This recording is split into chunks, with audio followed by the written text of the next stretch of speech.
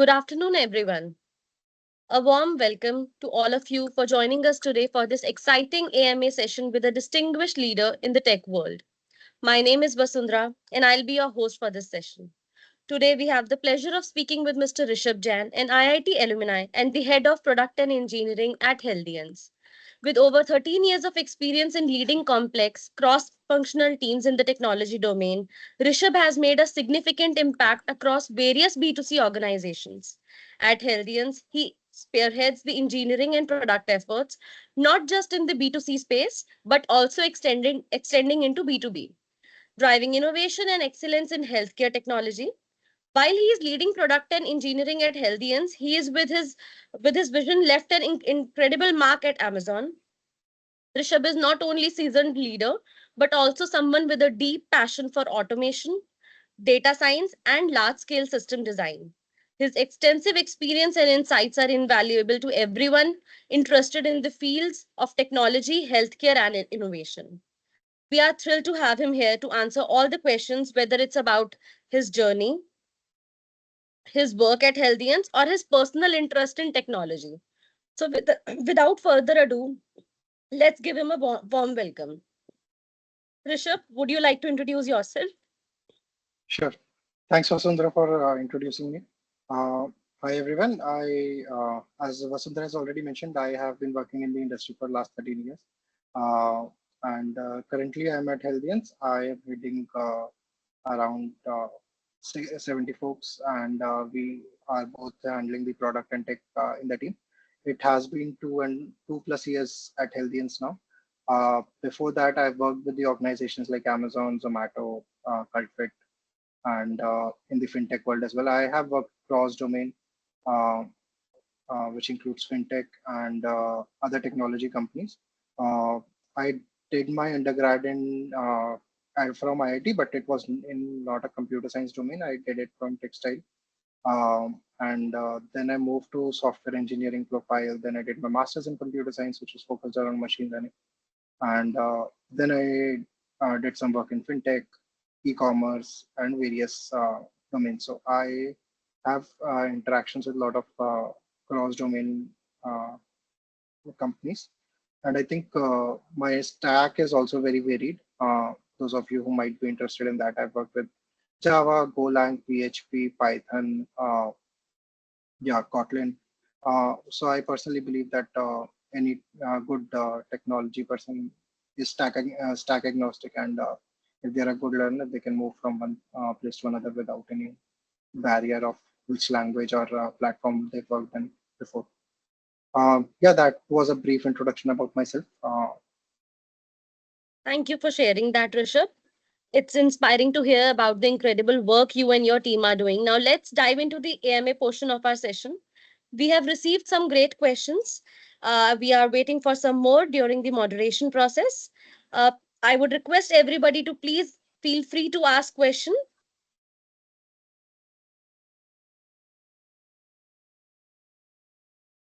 I would urge everyone to make it even more interactive. Please ask questions.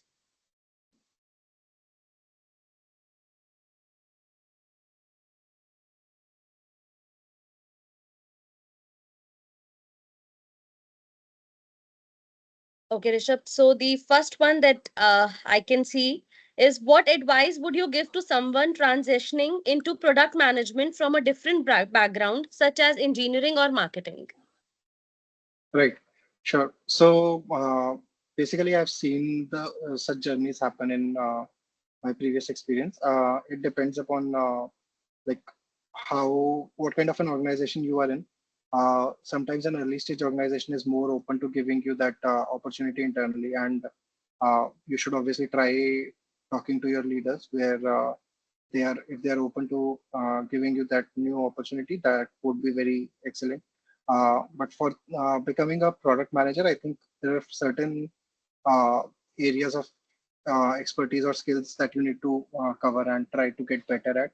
First of all, I think you need to understand what the company's core product is, and what kind of user experience is the company targeting. So, for example, if you are at Healthians, right, and you need to understand the diagnostic product experience and think of it from the point of view. A lot of engineers or marketers already know some part of it where they are working specifically, but you need to understand more and more of the user journey. Think of the user journey end to end and figure out what gaps are there.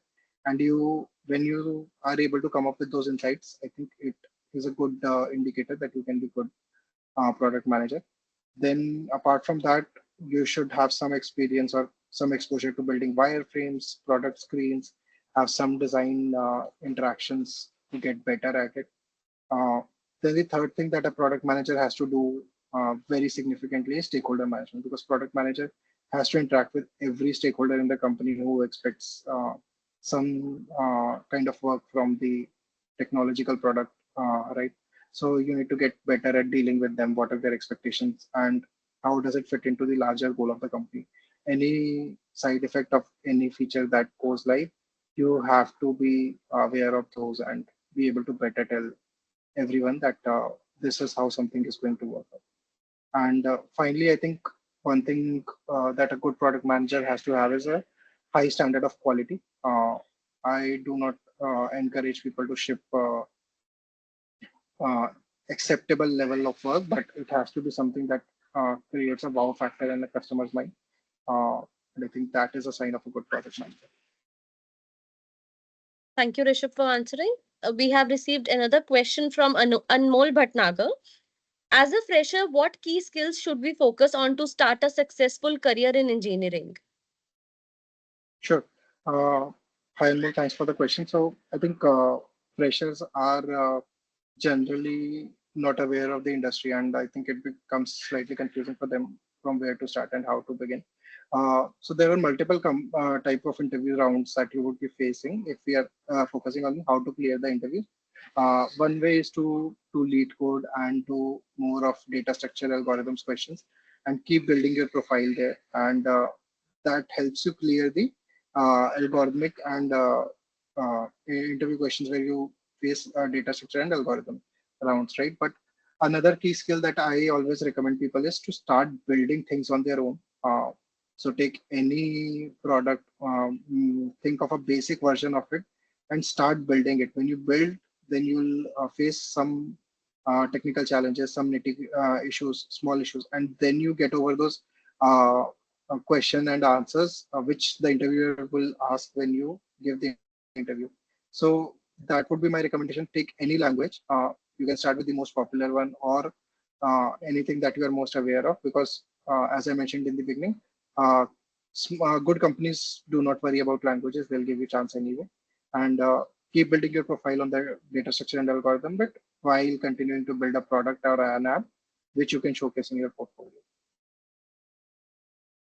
Thank you, Rishabh. Another question which I'm sure a lot of attendees want to ask: how does work life balance compare between a large corporation like Amazon and a fast paced Indian startup works? Right. So I think it is a cultural thing. I don't think it is a scale of the organization that matters, because I have seen that Amazon is as fast-paced as Zomato. At Amazon, we were shipping features pretty fast, and the basically the effort put in by individuals was very high. But on the other side, the likes of companies like Bank of America or other well-established companies or even smaller startups, they work in a more uh, like gradual environment where they will build a steady product. They have their defined development QA and planning cycles, and then they keep doing it one after the other while shipping the product in a steady manner. So at Bank of America, we were working at a trading floor, so shipping fast was important, but not as important as making sure that there was no fault in the product delivery. Whereas in the startups or in the fast agile environment, we also try to fail fast. If things go wrong, we are fine with that, but we want to ship fast and see the results. So I think it's a company dependent thing. Now talking about the kind of like work life balance, I think uh, if you talk about Bank of America, the work-life balance was pretty decent. It started at 7 a.m. Basically, before the trading floor started, people come in at 7 a.m. and things almost wrapped up by 6, which is a big shift, but then a lot of no minimal disturbances outside the work. But when you talk about startups like Zomato or even Amazon, right, the work-life balance was kind of not blurry. So we used to work even late in the night, and when I was in Seattle, I was talking to engineers for at their 3 a.m. and early morning at 7 a.m. During our time, right? So uh, it is very tricky to balance work life balance there, but due to more guided, basically streamlined process at companies like Amazon, there was still more clarity. But in startups, what I've seen in India in last 3 years, startups are more dynamic and they keep coming up with how to uh, basically improve themselves, right? So there would be some guideline 1 month, and next month you will realize that that product was not that successful or important, and you'll quickly shift to the next one. So, which means you have to be as dynamic as the startup, and that is what the benefit of a startup is. That you try out new things a lot of times, and some of them will be work out, some of them will not be. And during that process, you keep building the process and streamlining the company's culture and processes. So work-life balance or defined processes are generally adapted and built over long periods of time at startups. Thank you, Rishabh. The next question we have received is from Abhijit. Given my background in Android and front end development, how can I transition into production engineering or management? Is coding experience useful in production engineering, or should I focus on other skills?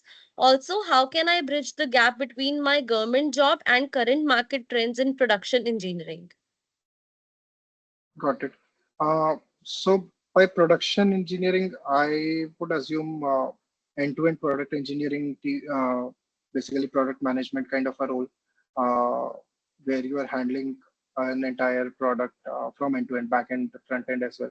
That is my understanding. Do let us know if you feel something else. So I feel that you will have to interact a lot with your back-end engineers and start looking beyond your front end application, how the app interacts with the backend, and how the backend functions is something that you need to know to be able to handle the end-to-end product. And once you get to know that, you will be better be able to manage the team, both the front end components and the backend components. And over the time, I think one way to go to the leadership position is to start owning projects. So for example, there is a feature right now, you'll just get the front end component, but at some point of time, you will have to go forward and say, let me own this feature front end to back end, and I'll manage the deliveries and coordinate between the uh, respective stakeholders teams, right? So you define how the API interactions will look like. You define how the backend and front end interact, and you make sure the deliveries happen. Once people start seeing that, or even you experiencing that, you will be able to easily uh, grow into that transition of becoming a TL or an engineering manager, if in the same organization possible than that, otherwise in the next organization. Sure. The next question we have received is from Shehna. What strategies do you use to manage and motivate engineering teams while ensuring high quality output? Got it. So yeah, so one thing that I think engineers get motivated with is uh, innovative or basically high quality work, and it is not always possible to keep getting new work or so-called good quality work. But I think what you have to do is you have to keep making sure that you try to talk to them as regular on the regular basis, try to get what they want out of their career, and try to throw in bit of those projects in their trajectory where they can work on something that they are interested in. And sometimes it's not possible as a part of the current ongoing project, so you have to give them that uh, guidance on taking out time by themselves and how they can approach it, because work is something that motivates the engineers the most. That is what I have seen in my career. Apart from that, interacting with them, keeping a regular touch base with them, and basically, if you have multiple layers of managers between you and the uh, base engineering, basically the basic engineering levels, you want to make sure that everyone is interacting with each other and giving genuine feedbacks. Apart from that, having some outside work uh, interactions in terms of team outings or uh, company outings, that helps as Sure. The next question is from Amit. Thanks for the AMA, Rishabh. As a techie, do you prefer work from home setups or working out of office? People who have started working COVID era have been mostly working from home. How do you think that impacts someone's career growth? Sure. So I personally prefer work from office, and not that because it's mandatory in my company, but it's because I feel it's more interactive and there is a lot less confusion when people interact face to face. Because I have seen uh, understanding levels differ a lot over phone calls and basically meetings, virtual meetings. So I feel working from office gives you a lot more output. uh, a hybrid setup usually helps when a lot of people have their own personal requirements, and having a 1 day, 2 day work from home from week is helpful. But otherwise, I feel working from office works best for me. Uh, the other thing that you wanted to ask was how the career growth is in case of a work from home setup. I think it's a company thing. If everyone is working from home, the career growth will be as normal as any other place. But otherwise, if you are working from office and if you are working from home and others are working from office, then the visibility of someone in the office goes more.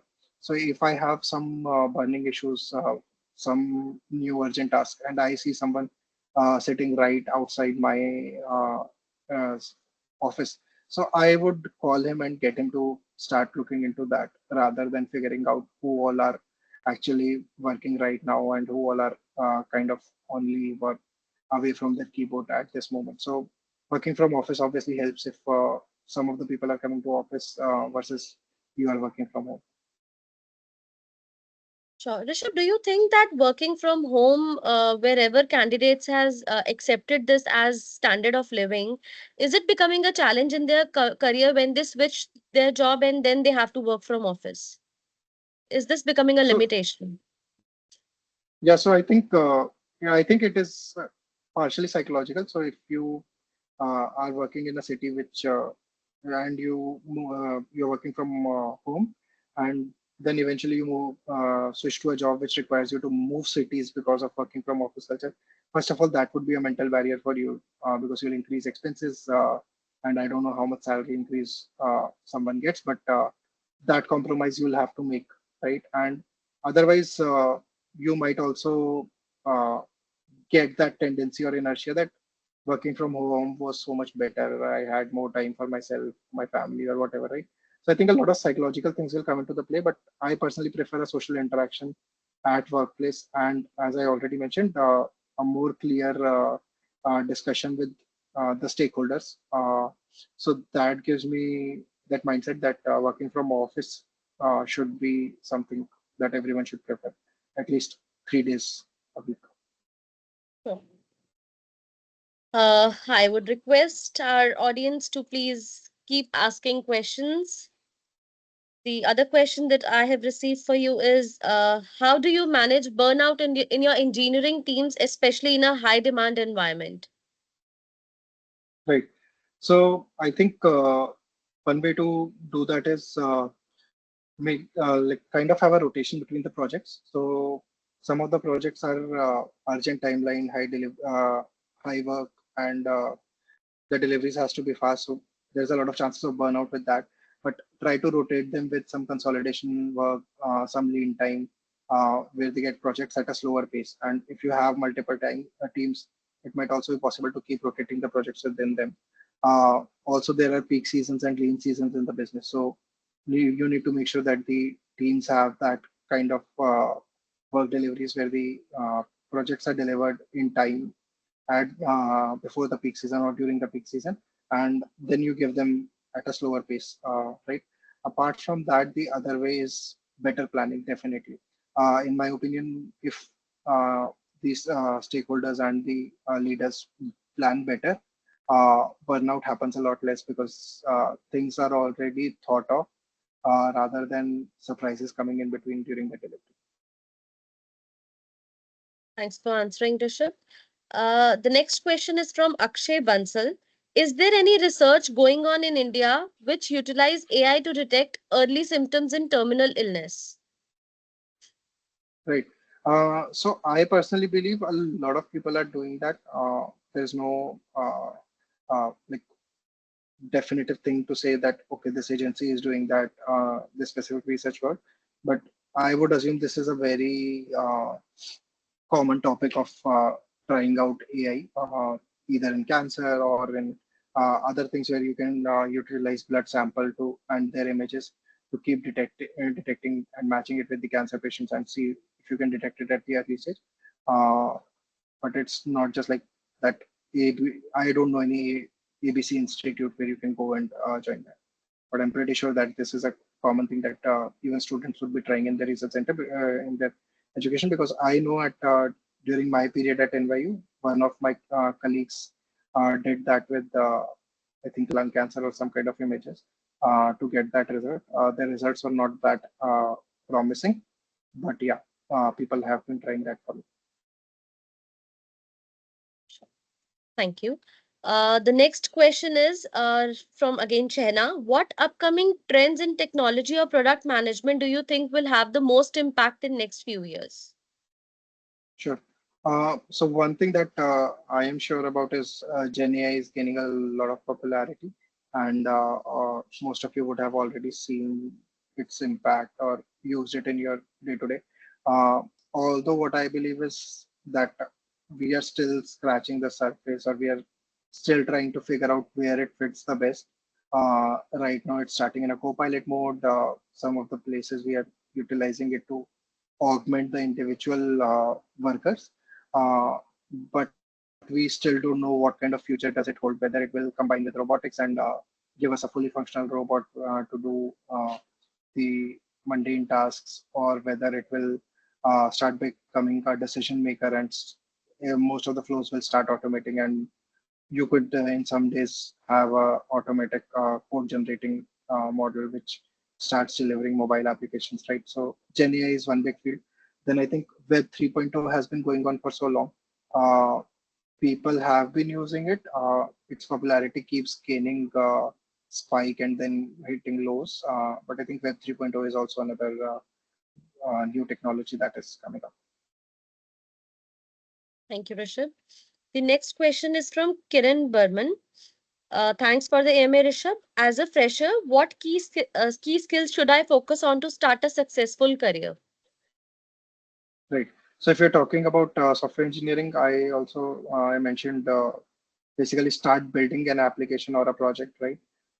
Try out with the you can check out the YouTube videos or some online tutorials. They would maybe help you build a Zomato of your own, or an Uber Ola model, right? So that gives you an insight into system designs, that give you an insight into how the language nuances work, how the front end works, the back end works, right?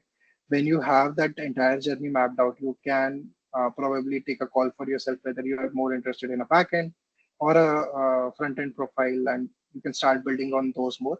I would recommend choose any one of the languages that you're most comfortable with or that you just feel fascinated towards. And I think if you are smart and if you're a keen learner, you'll be able to switch languages when and as needed. Sure. The next question is from Abhijit.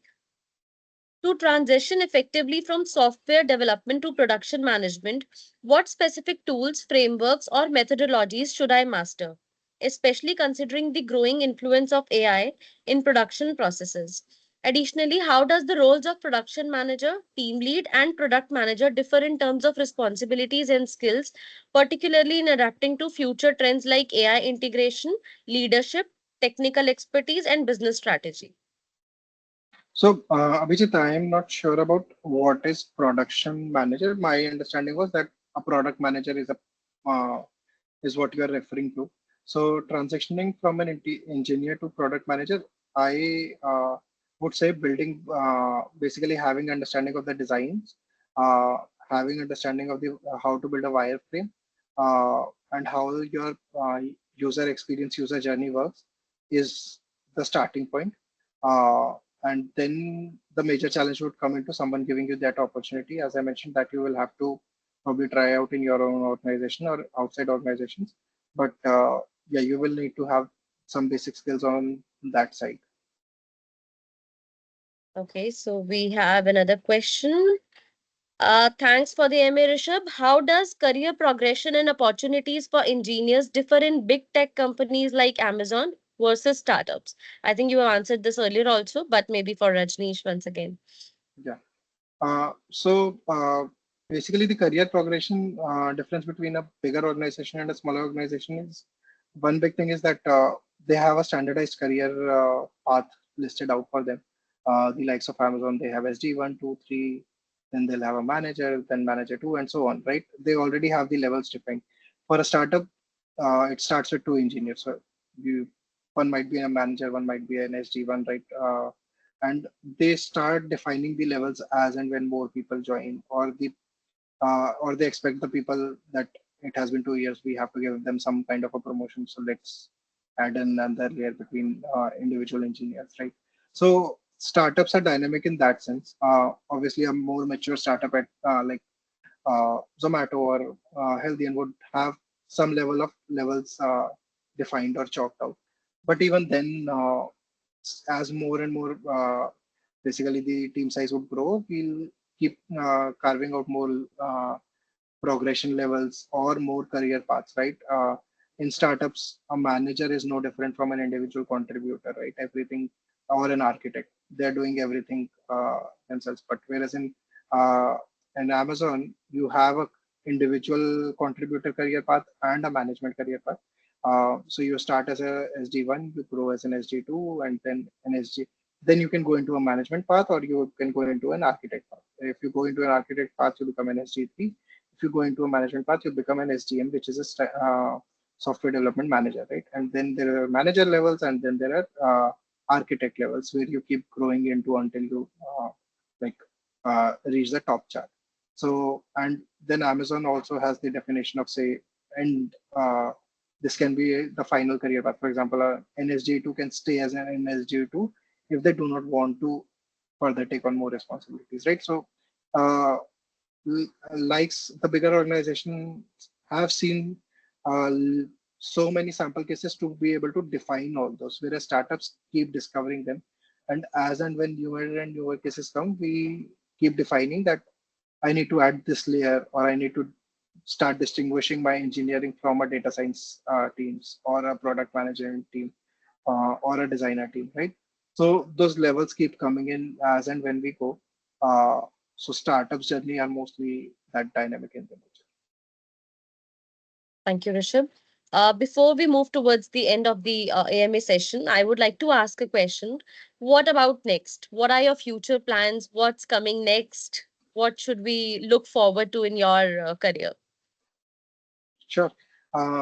So right now, we are basically at a good place at Healthians, right? And it's a growing company. The healthcare domain is pretty interesting, and I plan to see where things go.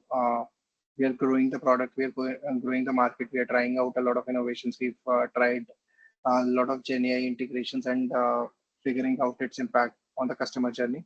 Uh, that said, for myself, I am also interested in startups, and I am thinking about maybe trying out something of myself.